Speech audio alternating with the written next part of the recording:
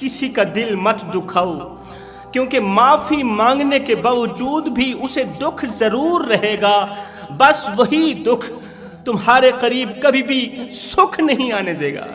اس کا رونا تمہاری زندگی میں سے سکون، چین و قرار چھین لے گا۔ اس کا دکھ کبھی بھی تمہیں سکھ کی سانس نہیں لینے دے گا۔ جوانوں، خوشی کا وقت بھی گزر جاتا ہے اور دکھ کی گھڑی بھی گزر جاتی ہے، مگر ایک بات یاد رکھنا، اگر تمہیں استعمال کیا گیا ہو، اگر تمہیں دکھ دیے گئے ہوں، درد دیے گئے ہوں، تمہاری عزت پر داغ لگایا گیا ہو، تمہیں دھوکہ دیا گیا ہو، تو اس تکلیف سے نکلنے کے لیے زندگی لگ جاتی ہے، وقت لگ جاتے ہیں، زمانے لگ جاتے ہیں۔ جوانو، آؤ میں تمہیں دنیا کی سب سے بڑی ایک دکھیاری عورت کی درد بھری کہانی سناتا ہوں۔ میں اپنے ہر ایک بیان میں کوئی نہ کوئی واقعہ ضرور سناتا ہوں، کیونکہ ان واقعات نے لاکھوں کروڑوں نوجوانوں کی زندگی بدل ڈالی۔ میں تمہاری زندگی بدلنا چاہتا ہوں جوانوں، میں تمہاری زندگی میں انقلاب لانا چاہتا ہوں۔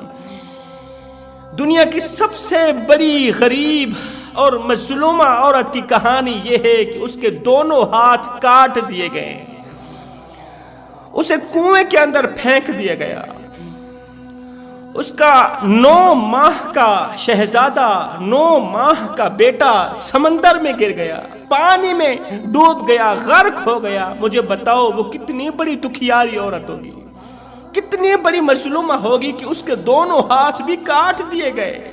وہ واقعہ کچھ یوں ہے، دل کے کانوں سے سنیے گا، دل تھام کر سنیے گا۔ پرانے دور کی بات ہے کہ ایک شخص تھا جو اپنی بیوی کے ساتھ نفرت کیا کرتا تھا۔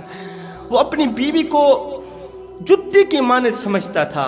کافی لوگ ہیں نا جو اپنی عورتوں کو جتی کی مانند سمجھتے ہیں، عورتوں کو پیروں کی جتی سمجھتے ہیں، کہتے ہیں ہماری بیوی ہمارے پیروں کی جتی ہے، مرد جب چاہے اس جتی کو بدل سکتا ہے۔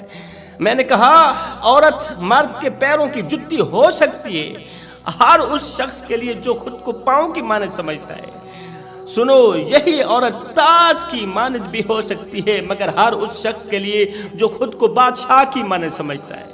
لہٰذا عورت کو پیروں کی جتی مت سمجھا کرو، جتی کی مانند مت سمجھا کرو۔ ارے بیوی تو وہ ہے جس نے تمہارا ایمان مکمل کیا، جس نے تمہارے گھر کو رونق بخشی۔ قصہ مختصر جوانوں، پرانے دور کا واقعہ ہے۔ ایک شخص تھا جو اپنی بیوی سے سخت نفرت کرتا تھا۔ اس کی بیوی خوبصورت بھی تھی اور ساتھ ہی ساتھ خوبصیرت بھی تھی، متقی پرہیزگار تھی، اللہ کی ولیہ تھی، لیکن جس قدر وہ نیک سیرت تھی اس سے کہیں زیادہ وہ خوبصورت تھی۔ وہ زمانے کی عورتوں میں سب سے زیادہ حسین و جمیل تھی، مگر افسوس اس کا شوہر اس سے سخت نفرت کرتا تھا، باتوں باتوں پر غصہ کرتا تھا۔ جوانوں، غصے سے بچا کرو۔ غصہ اس سلگتی ہوئی تیلی کی مانند ہے جو دوسروں کو جلانے سے پہلے خود جل کر راکھ ہو جاتی ہے۔ سب سے پہلے تیلی جلتی ہے، پھر دوسروں کو جلاتی ہے۔ اس لیے میں کہتا ہوں غصے سے بچا کرو۔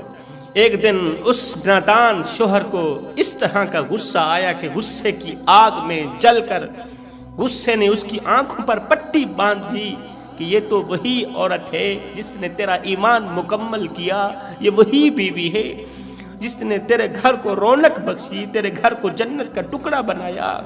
لیکن غصے کی آگ میں جل کر بے قابو ہو کر اس نادان درندے نے، ظالم شوہر نے چھرا اٹھایا، بیوی کا ایک ہاتھ کاٹ دیا، ہاتھ کو بازو سے الگ کر دیا، ہاتھ کٹ گیا بیوی کا۔ بیوی رونے لگی، اللہ کے حضور دعائیں کرنے لگی، فریادیں کرنے لگی، او میرے مالک، اگر تو میرے اس حال پر راضی ہے تو میں بھی اس حال پہ راضی ہوں، میں اپنی رضا کو تیری رضا پہ قربان کرتی ہوں۔ میرے مالک اگر تو میرے اس حال پر راضی ہے تو میں بھی اسی حال پر راضی ہوں، میں تیری شکر گزاری کرتی ہوں، میں تیرا لاکھ لاکھ شکر کرتی ہوں۔ ہاتھ کٹ گیا، ہاتھوں سے معذور ہو بیٹھی، مگر شکر گزاری کا دامن نہیں چھوڑ رہی، شکر گزاری کا دامن مضبوطی سے پکڑا ہوا ہے، کیونکہ وہ جانتی تھی نا کہ اللہ تعالیٰ شکر کرنے والوں کے ساتھ ہوتا ہے، اللہ تعالیٰ صبر کرنے والوں کے ساتھ ہوتا ہے، اس لیے اس نے صبر کا دامن مضبوطی سے پکڑا۔ اس کی زندگی کا معمول رہا کہ اس کی زندگی میں جب کوئی مصیبت آتی، پریشانی آتی، دکھ کا وقت آتا، آزمائش آتی، تو وہ صبر کا دامن مضبوطی سے پکڑ، صبر سے کام لیتی تھی، باتوں باتوں پر شکر گزاری کیا کرتی تھی۔ شوہر نے اس کا ہاتھ اس کے بازو سے الگ کر دیا، ہاتھوں سے معذور ہو بیٹھی۔ وقت گزرتا گیا، ایک بار پھر سے شوہر کو غصہ آیا، ایک بار پھر سے شوہر نے وہی چھرا اٹھایا جس چھرے سے پہلے سے اس نے بیوی کا ہاتھ کاٹا تھا، وہی چھرا اٹھایا۔ بیوی نے جب شوہر کے بدلے ہوئے تیور دیکھے، شوہر کے چہرے پر غصے کے آثار دیکھے، تو بیوی سمجھ گئی کہ کہیں میرا دوسرا ہاتھ بھی نہ کاٹ دے۔ اب اس درندے سے بچنے کے لیے، اس ظالم سے بچنے کے لیے، او جوانو، میں ہاتھ جوڑ کے عرضی کرتا ہوں، مظلوم بن کر مرنا، ظالم بن کر نہ مرنا، مظلوم بن کر مرنا، ظالم بن کر نہ مرنا۔ اگر ظالم بن کر مرو گے تو قیامت کے دن حجاج بن یوسف کے ساتھ اٹھائے جاؤ گے، یزید کے ساتھ اٹھائے جاؤ گے، شمر کے ساتھ اٹھائے جاؤ گے، فرعون کے ساتھ، نمرود کے ساتھ اٹھائے جاؤ گے۔ اور اگر مظلوم بن کر مرو گے تو قیامت کے دن مولا حسین کے ساتھ اٹھائے جاؤ گے، قیامت کے دن شہداء کے ساتھ اٹھائے جاؤ گے۔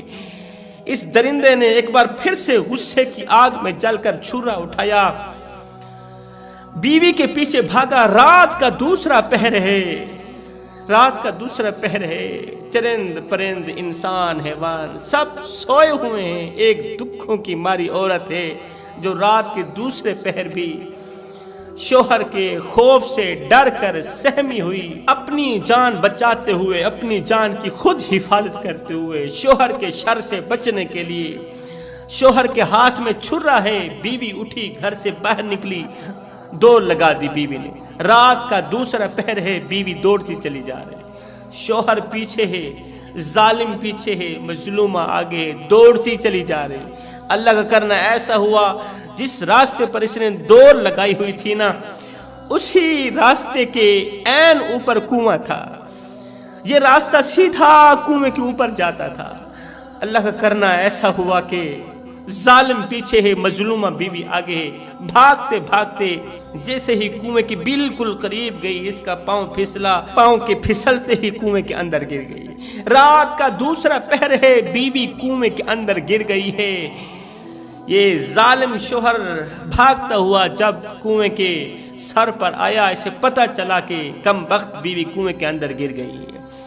اب اس کے ذہن میں خیال آیا کہ کیوں نہ آج کی رات کنویں کے ساتھ ہی گزار لیتا ہوں، یہیں پر سو جاتا ہوں، صبح ہوتے ہی دیکھوں گا، اگر مر گئی ہے تو ختم ہو گئی، اگر زندہ ہے تو نکال کے گھر کی طرف لے جاؤں گا۔ اس سوچ کی بنیاد پر ٹھنڈی ٹھنڈی ہوا چل رہی تھی، تو یہ ظالم شوہر کنویں کے قریب لیٹا، سر رکھا، آنکھ لگی، نیند آ گئی۔ ظالم شوہر سو گیا ہے، ہلکی ہلکی بوندا باندی ہو رہی، ٹھنڈی ٹھنڈی ہوا چل رہی تھی، یہ ادھر سے خراٹے لے رہا ہے، ادھر سے صبح کا سورج طلوع ہوا، فجر کا سورج طلوع ہوا۔ جب فجر کا سورج طلوع ہوا، ٹھنڈی ٹھنڈی ہوا چل رہی تھی، بیوی کنویں کے اندر رو رہی ہے، چیخ رہی ہے، چلا رہی ہے، اور یہ بڑے مزے سے خراٹے لے رہا ہے۔ اس نادان کو پتہ نہیں تھا کہ آج تو میرے انصاف کا دن ہے۔ ہائے، ادھر سے بیوی کنویں کے اندر گری تھی، مظلومہ کنویں کے اندر گری تھی، ادھر سے میرے مالک کی رحمت جوش میں آئی، میرے اللہ کی رحمت جوش میں آئی۔ یہ خراٹے لینے والا نادان